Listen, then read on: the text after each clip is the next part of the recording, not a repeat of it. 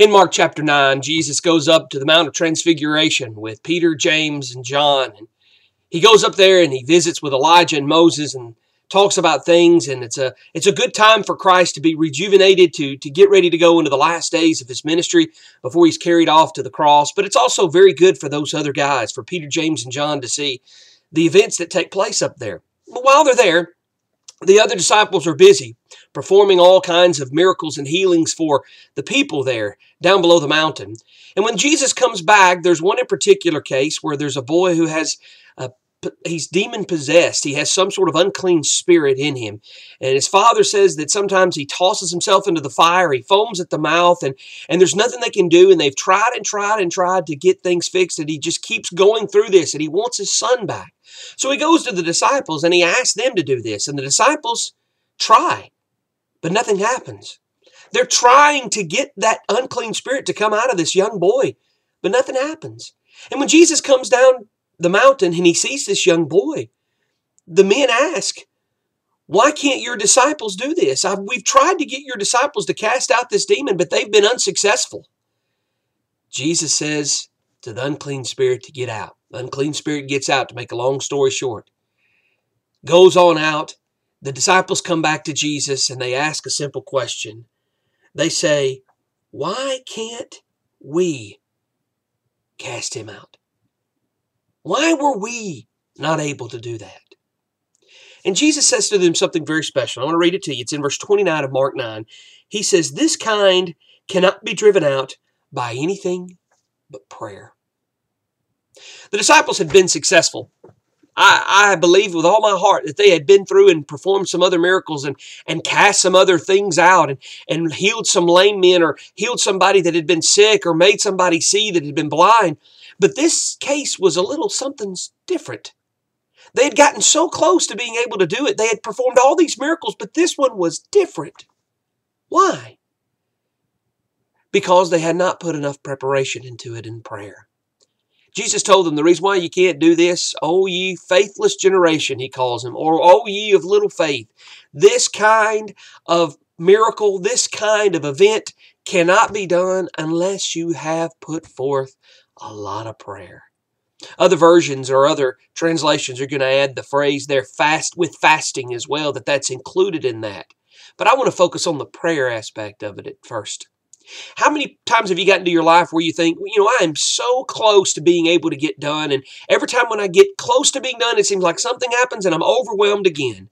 When work hits and I feel like I'm caught up, and then all of a sudden I'm just bombarded with a lot of different things. Or I just get finished with this one test or this one assignment at school, and then here comes another one. I just feel like I'm this close to finishing, but I cannot get it. I just feel so overwhelmed with things that I don't feel like I can make ends meet, or I don't feel like I can do it.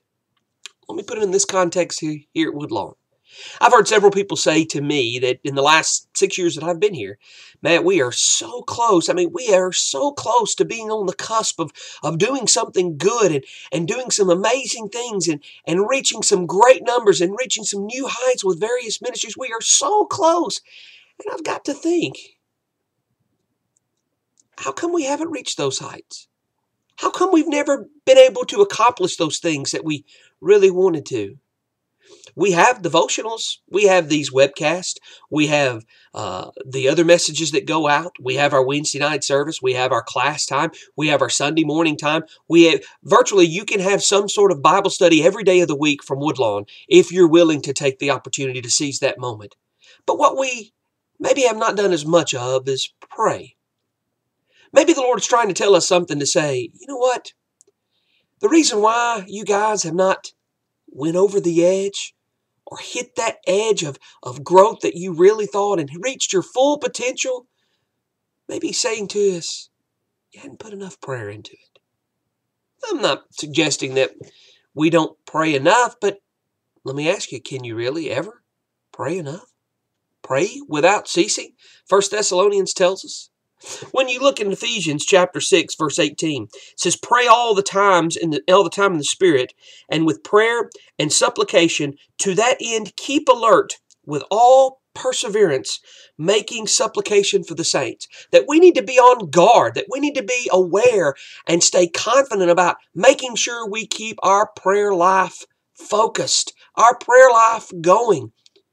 Last night we had a great men's devotional. We had several people that were out there for that, and we all went around and focused on a specific thing that fits our congregation here at Woodlawn or that may fit our personal life. And we all prayed for those things specifically. And I challenged those men last night to pray every day for those things that we mentioned. And then next week we'll go around and we'll see if God blessed us and showed us the bounty. Because I believe that He will. He says that if we ask, we'll receive. If we seek, we'll find. That if we pray earnestly, that if we keep alert with perseverance. Paul tells us that when we make that supplication, we will see the growth come from it. We'll be able to get to the point of where we want. Maybe the disciples just really had gotten complacent, overconfident in this situation. We've done this. We've done all these other miracles. Why can't we do this one? Maybe they thought too much of themselves. Maybe they focused too much on themselves. God says, sometimes you got to put a lot more effort in your prayer life if you want to accomplish something great. Guys, let's accomplish something great. Let's make sure we take that time this morning before you do anything else. Pray. Be specific in your prayer. Pray specifically for certain things and continue to pray for those certain things. And let God do His work. Let God reveal those things to you and show you what He can do. When you put that prayer, when you ask Him, He'll take care of you. Have a great day. Hope this has been uplifting to you. The study of Scriptures is always uplifting to me. I love this church.